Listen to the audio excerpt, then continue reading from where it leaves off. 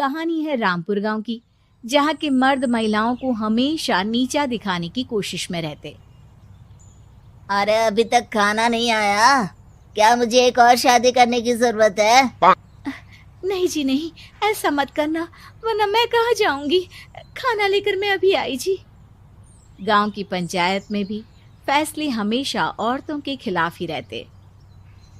मैं जो फैसला सुनाता हूँ वो भगवान की आज्ञा होती है।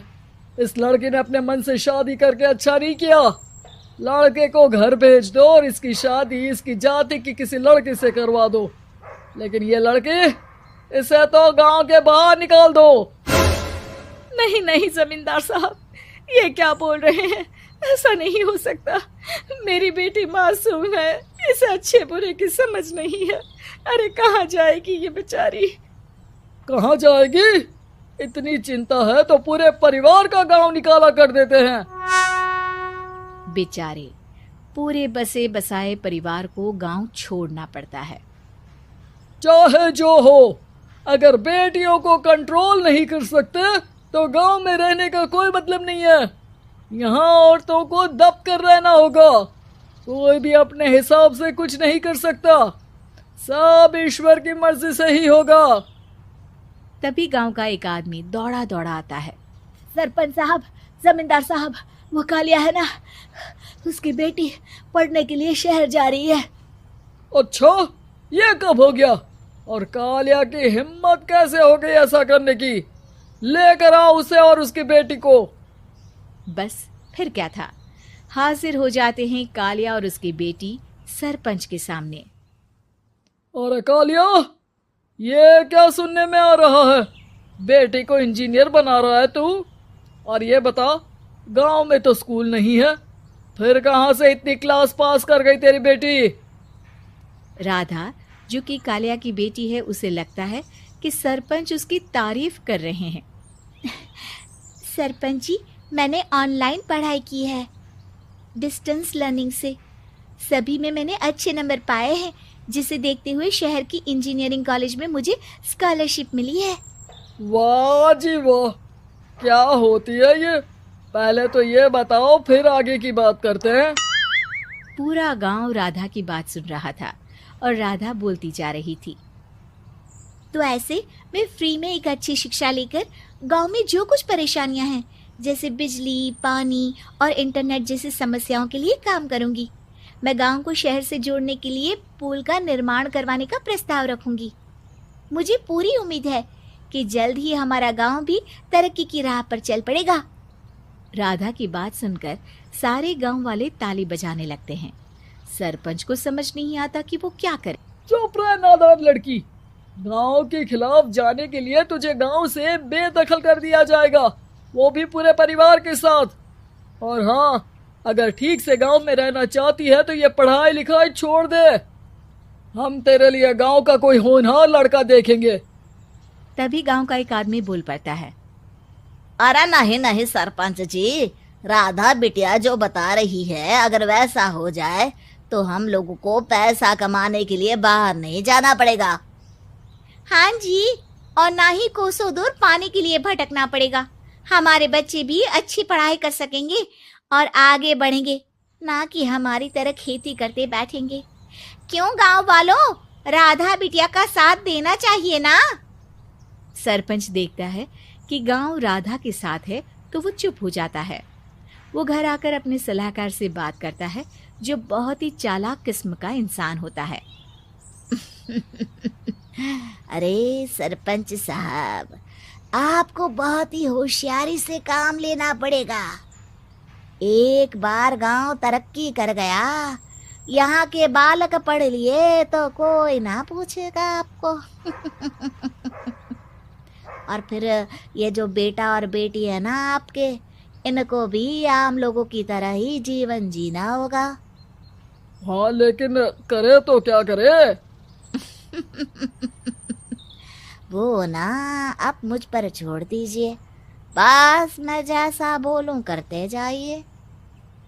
अगले रोज सुबह जब गांव वाले सोकर उठते हैं तो राधा के घर के बाहर और साथ ही वो लोग जिन्होंने राधा का सपोर्ट किया था, उनके घर के आगे लाल रंग से कल आऊंगी लिखा होता है।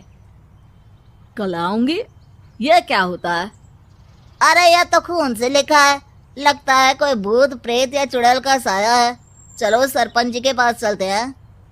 सभी सरपंच के पास जाकर उसे सारी बात बताते हैं। अरे ये तो बड़ी मुश्किल की बात है। चलो मैं एक बाबा को जानता हूँ, उन्हें बुला लेता हूँ। सरपंच बाबा को लेकर गांव के घर के बाहर जाता है।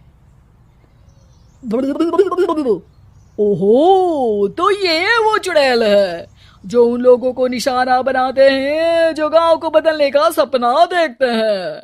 वो गांव को ऐसे ही संपन्न देखना चाहती है। वो नहीं चाहती कि कोई बाहरी यहाँ का कायाकल्प करे। क्या तुम लोगों में से किसी ने गांव को बदलने की सोच रखी है? तभी राधा की माँ रोते रोते आती है। मेरी राधा घर से गायब हो गई है। अरे कोई तो बचाओ, मेरी बच्ची कहाँ गई?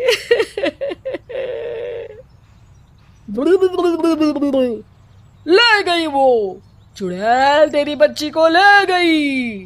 अब वो उसे श्रापित करके छोड़ेगी, उस पर चुड़ैल का साया हो जाएगा।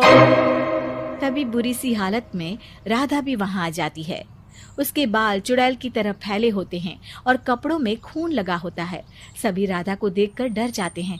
माँ, पता नहीं मुझे कौन उठा कर ले गया था। अरे दूर दूर हो जा चुड़ैल, अब हम लोग इस गांव में नहीं रुकेंगे। अरे कैसे बातें कर रहे हैं आप? कल तो आप मेरे भरोसे गांव का हुलिया बदलने, अपने बच्चों को पढ़ाने और तरक्की उन्नति की बात कर रहे थे, तो आज क्या हो गया आपको?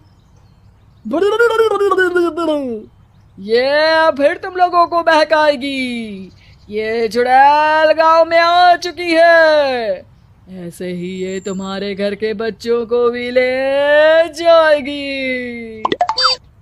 गांव वाले राधा को गांव से बाहर निकाल देते हैं। उसके माँ बाप रोते रहते हैं, लेकिन गांव वाले नहीं मानते। मैं भी अपनी बहन के साथ गांव के बाहर रहूंगा, लेकिन वो पढ़ाई नहीं छोड़ेगी। वहीं सरपंच के घर पर सलाहकार कहता है। देखा, सांप भी मर गया और लाठी भी नहीं टूटी। लेकिन अगले ही दिन सरपंच के घर के बाहर भी वही शब्द लिखे होते हैं। और फिर सरपंच की बीवी कहती है, हमारी बेटी को किसी ने अगवा कर लिया है। तभी राधा का भाई वहां आ जाता है। अरे गांव वालों, मैंने सरपंच जी की बेटी को देखा था। वो चुड़ैल उसे उठाकर ले जा रही थी। अरे क्या मजाक कर रहे हो? नहीं नहीं सरपंच जी, आप नहीं जानते। वो चुड़ैल अब आपकी बेटी में आ जाएगी, जैसे राधा के अंदर आ गई थी। तभी सरपंच की बेटी वैसी ही हालत में वहां आती है जैसे राधा आई थी। पापा, पता नहीं कैसे मैं गायब हो गई थी। चुड़ैल, इसके अंदर भी चुड़ैल का साया है, मारो इसे। अरे नहीं नहीं, इसे भी राधा के पास गांव के बाहर ही भेज दो। अरे चुप रहो, मेरी बेटी कहीं नहीं जाएगी और चुड़ैल बुड़ैल कुछ नहीं होता है। अरे कैसे बात कर रहे हो सरपंच जी? आप तो बोल रहे थे कि आपका फैसला भगवान का ज्ञान होता है, तो अपने पर बात आई तो अब आप ऐसे बोल रहे हैं। अरे ना ना ना, आपको अपनी बेटी को त्यागना ही होगा। अरे बुलाओ बाबा को। राधा का भाई बाबा को ले आता है, जिसे अब गांव वालों के डर के कारण सच बोलना पड़ता है। मैं कोई बाबा नहीं हूँ, मैं तो मोची था। ये सलाहकार महोदय ने मुझे कहा था एक्टिंग करने को। अब वो मुझे पैसे देने वाले हैं। अब मुझे माफ कर दो।